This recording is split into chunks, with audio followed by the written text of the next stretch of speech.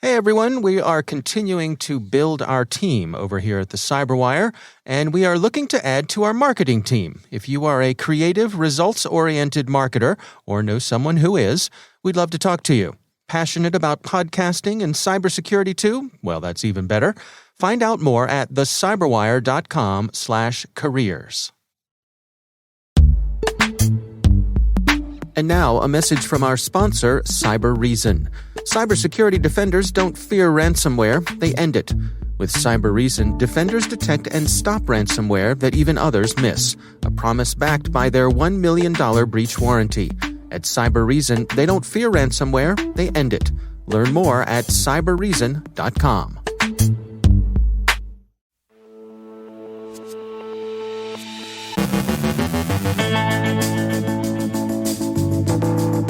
An apparent ransomware attack hits Italy's online vaccine scheduling service. A Chinese cyberespionage campaign hits Southeast Asian telcos en route to high-value targets. Some strategic context for Beijing's espionage. Fatal rat is spreading by Telegram. Crafty phishing spoofs SharePoint. Joe Kerrigan has thoughts on HP's latest Threat Insights report. Our guest is Mark Gaffin of Hysolate, who reveals the enterprise security paradox. Plus, conversations with Black Matter and a look at the inside of ransomware negotiations.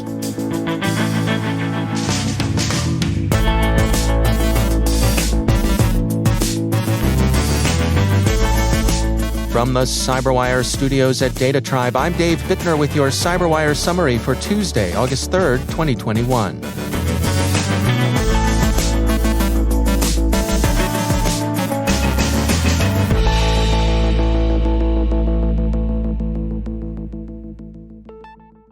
A cyber attack on Sunday took down COVID-19 scheduling capabilities in the Italian region of Lazio.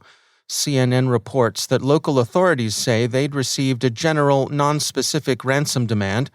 Accounts are confusing, but it appears that the incident was a ransomware attack.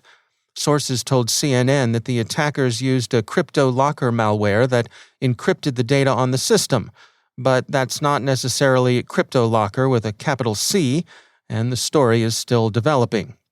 ZDNet says that officials describe the attack as both of a criminal nature and terrorism, which aren't, of course, strictly speaking, mutually exclusive. Italian authorities have offered assurances that those who've already scheduled their vaccination should expect to be able to receive it on schedule.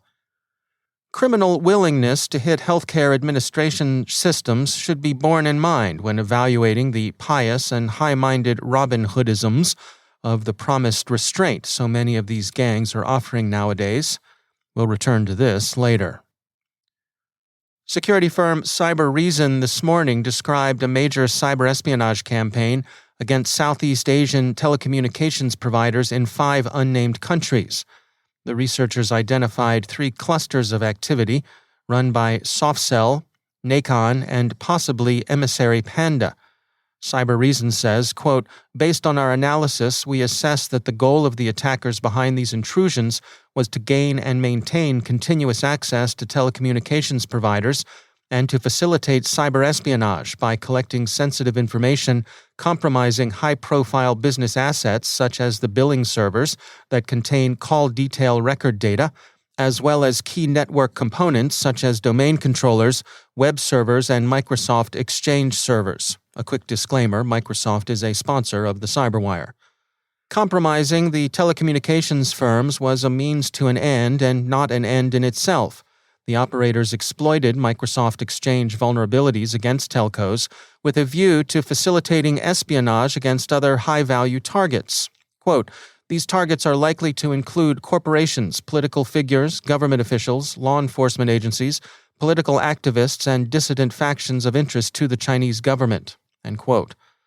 The approach, the tactics, techniques, and procedures employed resembled the operation the Chinese government-sponsored threat group Hafnium used in an operation Microsoft and the U.S. government called out earlier this year.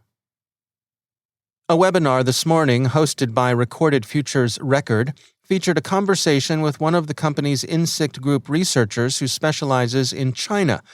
In addition to pointing out the value of open-source intelligence, The conversation was interesting for the perspective it offered on the national strategy which China's espionage programs serve. The Chinese Communist Party exhibits an affinity for progressive authoritarian regimes, Venezuela presenting a Western hemispheric example. Furtherance of economic and political dominance are the overarching goals, and these play out in what the insect group characterized as colonialist ways. Countering that national strategy would require effective Western competition, and that competition will have to offer value. Simply offering better security won't cut it. Price tends to trump security, especially in the developing world. The discussion also offered some interesting perspective on what counts as smart city technology, from the point of view of both Beijing and its customers, especially customers in Africa. If you thought it meant efficient management of power grids, energy consumption in buildings, nicely synchronized traffic lights, as we admit we more or less did, well, you thought wrong. Smart city technology means automated street surveillance with facial recognition, comprehensive interception of communications traffic, and censorship tech. These are attractive to authoritarian governments of all stripes, including inter alia the progressive authoritarians the Chinese Communist Party finds simpatico, and best of all, in the customer's eyes, all that technology of social control has been proven in China itself. AT&T Alien Labs has published a report on Fatal Rat, which, as its name suggests, is a remote access Trojan. Fatal Rat has recently spread through Telegram. Its capabilities include evasion, system persistence, keylogging, collection of system information, and exfiltrating data via encrypted command and control channels. Alien Labs says it's collected a range of Fatal Rat samples over the last few months. Activity dipped a bit during July, but the researchers don't intend to relax their vigilance yet. Microsoft warns of an unusually crafty phishing campaign currently in progress. The emails use legitimate-looking original sender email addresses, spoofed display sender addresses that contain the target usernames and domains, and display names that mimic legitimate services to try and slip through email filters. ZDNet reports that, quote, the phishing group is using Microsoft SharePoint in the display name to entice victims to click the link. The email poses as a file share request to access bogus staff reports, bonuses, price books, and other content hosted in a supposed Excel spreadsheet. It also contains a link that navigates to the phishing page and plenty of Microsoft branding. End quote. Security firm Recorded Future talked with someone claiming to represent Black Matter, the presumptive ransomware successor to REvil and DarkSide. The Black Matter spokesperson represents his gang as having learned from REvil, DarkSide, and for that matter, Lockbit, but doesn't claim to be any or all of these groups rebranded or reconstituted. It's just a matter of learning from the best, says they. Black Matter attributes its predecessor's occultation to the geopolitical situation. Quote, yes, we believe that to a large extent their exit from the market was associated with the geopolitical situation on the world stage. First of all, this is the fear of the United States and its planning of offensive cyber operations, as well as a bilateral working group on cyber extortion. We are monitoring the political situation as well as receiving information from other sources.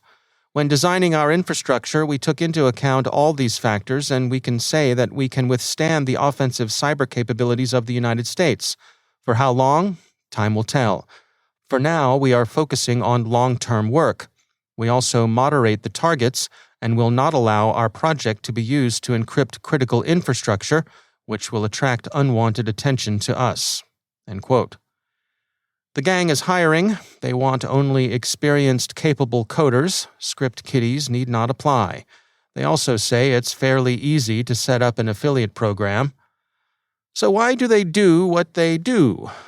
They're just hardworking patriots and family men.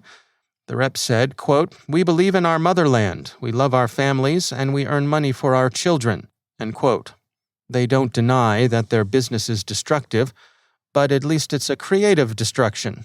Quote, if we look deeper, as a result of these problems, new technologies are developed and created.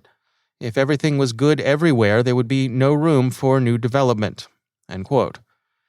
In extenuation and mitigation, the spokesperson claims that the gang doesn't harm individuals, only companies that can afford to pay and have the ability to restore their data. At least they don't go full Robin Hood.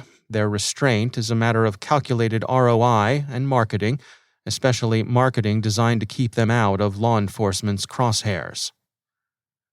Bear in mind that these are reports of criminals, not generally truth-tellers. The Daily Beast has an interesting account of some negotiations between ransomware gangs and their victims. If you've wondered, as we have, why you should credit a gang's assurances that they'll delete the data they stole from you, apparently the answer rests on the hope that self-interest will move the gang to do so. FireEye's Dave Wong told the Daily Beast, quote, "I think the reality is nobody trusts a criminal, but what you're trusting is their greed, and that if an organization like Conti expects people to pay them in the future, they're going to follow through with what they said they're going to do. But it still makes you nervous." End quote. It certainly would.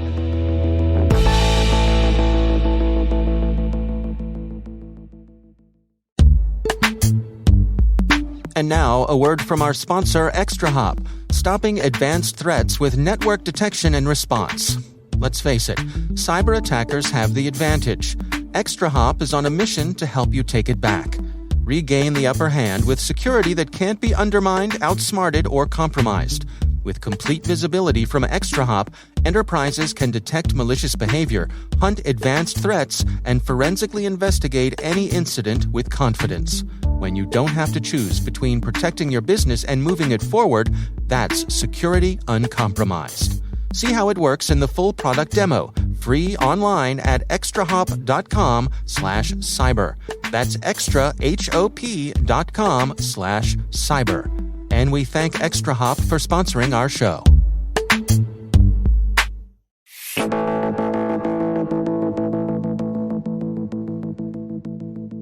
Mark Gaffin is CEO at Hysolate, a provider of isolated virtual environment workspace technology.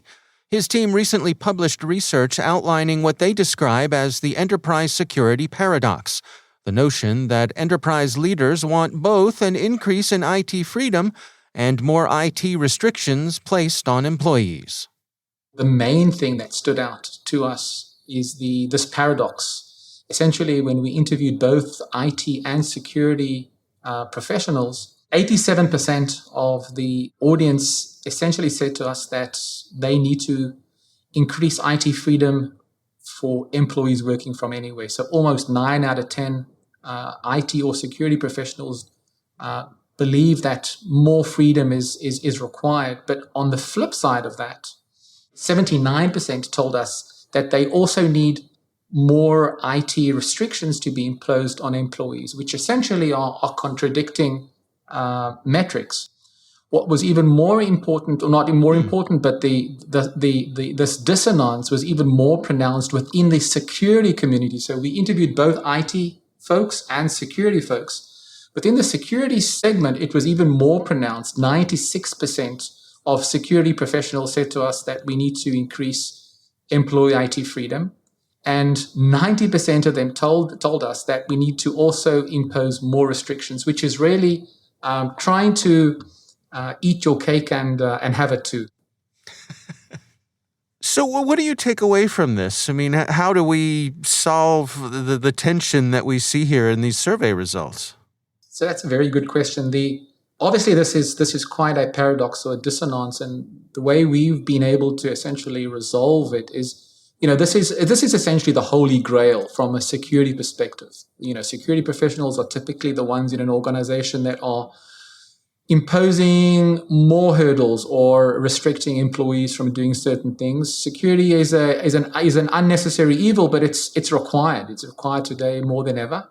And at the end of the day, many employees in an organization are feeling some of the pains of the security restrictions. I mean, security is a challenge everywhere. We've changed our model of employment to an extent that so many people are working now remotely.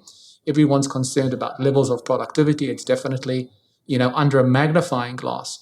And therefore, the question about how much is IT inhibiting productivity is definitely a significant question that lots of security and IT guys are trying to address these days. And so what are your recommendations for folks who are trying to strike the right balance here? Yeah, so there's different approaches that organizations can take. And I think one of the biggest challenges that we're facing is the fact that we're using one device today, so typically our laptop, to do different types of activities. We use the same device to browse the web, potentially to do even some personal browsing. We use the same device to open up emails, to access corporate systems. Some of these could be sensitive systems. These could have access to sensitive data. We're mixing essentially a very a broad bag or a mixed bag of activities in the same environment. What typically you would like to do is compartmentalize the environments you have on your PC into different areas. And you can say, from this area on your PC, from this isolated environment on your PC, this is where you touch all the most sensitive tasks. These could be productions environments in an IT, in an IT shop. This could be the financial systems in a bank. These could be the sensitive data rooms in a financial institution or in a law firm or in an accounting company.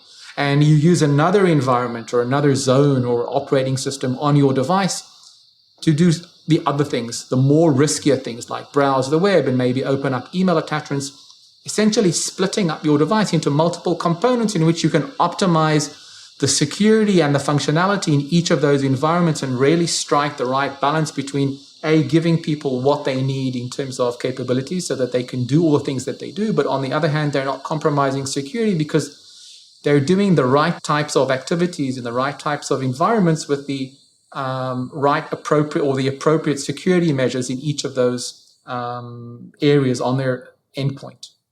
I think one thing that we're seeing as well is the amount of frustration that's building within large enterprises around the challenges that employees are seeing. And I think that one of the agendas now within CIOs and even CISOs, the security chiefs, is how do we alleviate some of that frustration?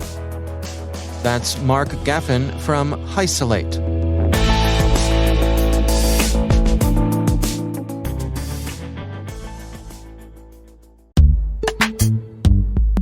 It's time to take a moment to tell you about our sponsor, Tanium.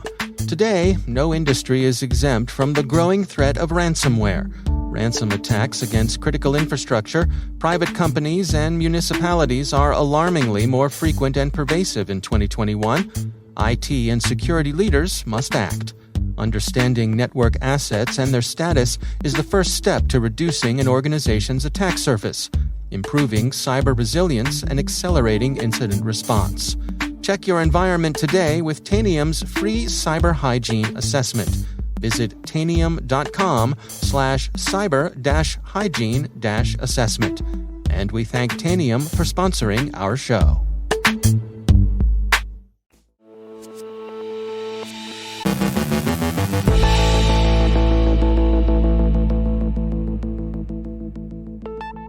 And joining me once again is Joe Kerrigan. He's from the Johns Hopkins University Information Security Institute and also my co-host over on the Hacking Humans podcast. Hello, Joe. Hi, Dave. Interesting report came from the folks over at HP. Yep. It was their latest version of their Threat Insights report, and there's some pretty remarkable stuff in here. Let's go through this together, Joe. Right. Well, a lot of bullet points in here that are worth noting. First, and the biggest one is cyber criminal collaboration is opening the door to bigger attacks against victims.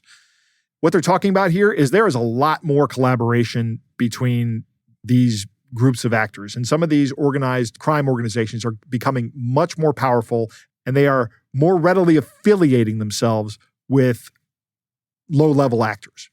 So what that's doing is it's raising the threat level for everybody. So now these low-level actors have tools that are really sophisticated, thanks to these criminal organizations. So the organized crime is getting even more organized. Right, and growing. I mean, it's not anything we wouldn't expect, but it is happening, and that's important to note. There's one thing that says information stealers are actually being used to deliver more malware. So once you have a backdoor inside of somebody's system, people are selling that access, and then other people are, once they buy that access, are installing more bad stuff on your network. So the volume of stuff they're putting on a system when they have the opportunity is going up. Yeah, absolutely. And there's more people with that opportunity. Once you're compromised, it looks like you're compromised multiple times. Okay. It's a bad situation. There is a VBS campaign, Visual Basic Script, that is targeting business executives. So it's a multi-phase campaign that uses malicious zip attachments named after the executives it's targeting. And it employs a stealthy downloader before using legitimate sysadmin tools to just live off the land. And then the final thing in the notable threats section is that there's this resume-themed attack that makes use of an old Microsoft exploit or vulnerability that's out there. People are sending in resumes to HR departments, and these malicious documents, these resumes are malicious, and they're installing a remote access Trojan to gain backdoor access to the affected computers. Yeah, one of the things that caught my eye was they pointed out when it comes to email phishing lures that phishing lures mentioning COVID-19 made up less than 1%, dropping by 77% from the end of 2020 to 2021. Well, we're not thinking about COVID-19 anymore, Dave. That's why. It's not top of mind. We've moved on to the next big thing. Right, exactly. Yeah. And right now they're focusing on business transactions, which is, you can read this as business as usual, right? Rest assured, when the next crisis happens, those will become the key phishing lures, whatever it is. Other interesting stats are that 75% of malware that HP detected was delivered via email, and the other 25% via some internet download. I think it's interesting that 75% is delivered via email. I don't know how you motivate people to go to the web browsers. They really don't to get the download, but I imagine a good portion of that is also email, but there's also other, there's a myriad of ways you can convince people to go to a website. Right. And I don't know how, if HP tracked that during this study, but it's amazing to me that 75% of malware is still coming through email. And it's also, email's terrible. We need a new solution. It works, right? I mean, they use email because it works. Right, exactly. Yeah. And we use it because it works. Yeah. The most common types of malicious attachments that are sent, archive files, about 29%. And then spreadsheets and documents, followed by executable files at 19%. Unusual archive types, such as jar files, which is a Java archive file, are being used to avoid scanning tools. Interesting. I suppose one of the things with making use of unusual archive file types is that even for some of these legacy types, the utilities that open them have the utility to do that. For convenience, they will open the old stuff, right? Even if they're not top of mind for the scanning tools. Let me help you with that. Yeah, right, exactly. Wow. Here's an interesting statistic. This report states that 34% of the malware captured in the first half of 2021 was new malware, previously unknown. And that's a small drop from last year, or the second half of last year. But what that says is that about every 6 months, 1/3 of the malicious software is new. There's a constant rotation of this stuff, and it's being developed all the time. Yeah, a real churn there. Yep. All right. Well, it's an interesting report. Again, this is from HP's Wolf Security team. It's their Threat Insights report. Joe Kerrigan, thanks for joining us. It's my pleasure.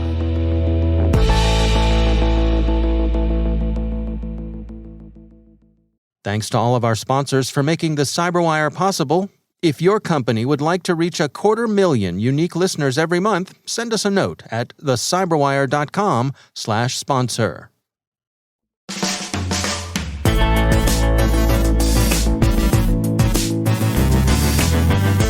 And that's the CyberWire. For links to all of today's stories, check out our daily briefing at thecyberwire.com.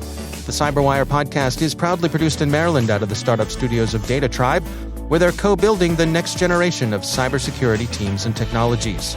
Our amazing CyberWire team is Trey Hester, Elliot Peltzman, Puru Prakash, Justin Sabi, Tim Nodar, Joe Kerrigan, Carol Terrio, Ben Yellen, Nick Valecki, Gina Johnson, Bennett Moe, Chris Russell, John Petrick, Jennifer Iben, Rick Howard, Peter Kilpie, and I'm Dave Bittner.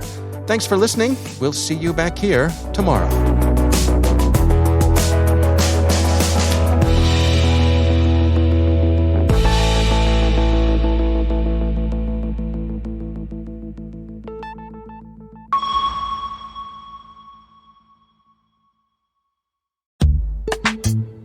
And now, a word from our sponsor, Verizon. Mitigate the risks and realize the benefits of digital transformation with the help of Verizon, a leader in cybersecurity managed and professional services for nearly 2 decades.